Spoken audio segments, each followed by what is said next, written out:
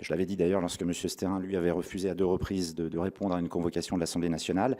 Et on est heureux d'ailleurs d'être là en personne aujourd'hui et pas en vidéoconférence, parce que M. Sterin, par exemple, il fait de la métapolitique, c'est-à-dire du patriotisme en télétravail. Et vous pourriez dire, vous ne l'avez pas dit, mais nous, on ne fait pas de la métapolitique. On fait de la politique, c'est sûr. Et nous considérons que tout est politique, et que la culture est politique. Donc ça, c'est la ligne de nos médias. Et ce qui prévaut à l'intérieur des médias, et Emmanuel étant le directeur, je pense, de la publication d'une très grande partie d'entre eux, c'est le principe à nouveau de l'indépendance éditoriale. Donc je fais bien la distinction très importante entre ligne éditoriale de ces médias. Monsieur Bigas, on a bien compris que vous ne passeriez pas vos week-ends avec Monsieur Sterin.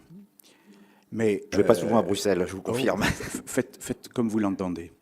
Sauf que quand on vous auditionne ou qu'on auditionne M. Sterin, tous les deux, vous dites « nous sommes les défenseurs de la diversité ». Non, mais c'est votre droit le plus strict.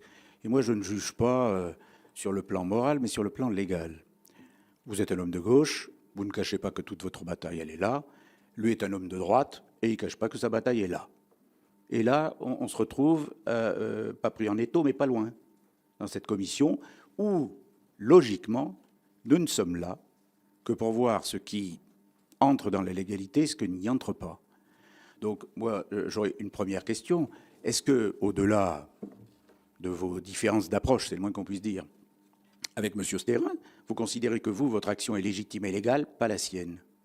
Est-ce qu'il a moins de droit de s'exprimer, de soutenir des actions parce qu'il est de droite que vous, parce que vous êtes de gauche?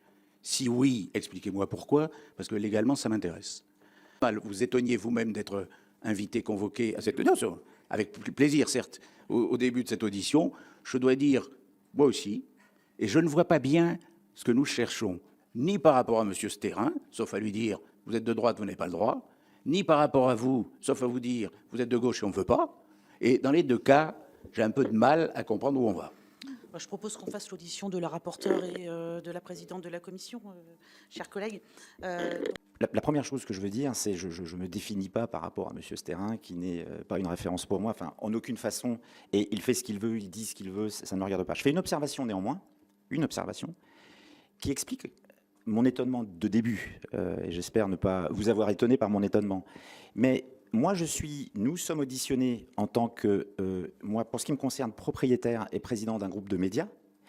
Il a été auditionné, non pas en tant que propriétaire ou président d'un groupe de médias, mais en tant que président d'une fondation qui est la Fondation du bien commun, moins les impôts communs.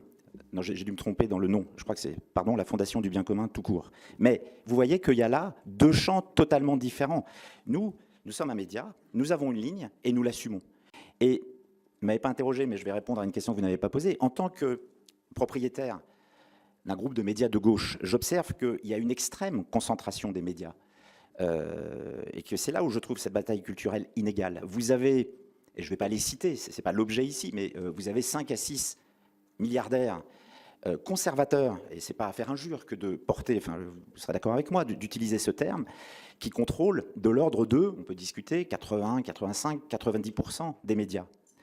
Je vais quand même citer Pierre-Emmanuel Barré ici, je me permets de le faire, qui est un humoriste de Radio Nova, qui disait il pourrait tenir... je ne sais plus si c'était une Twingo ou une Kangoo, peu importe, c'est une voiture française, et ça serait le Blablacar de l'enfer. Bon. Il y a là un premier phénomène de concentration.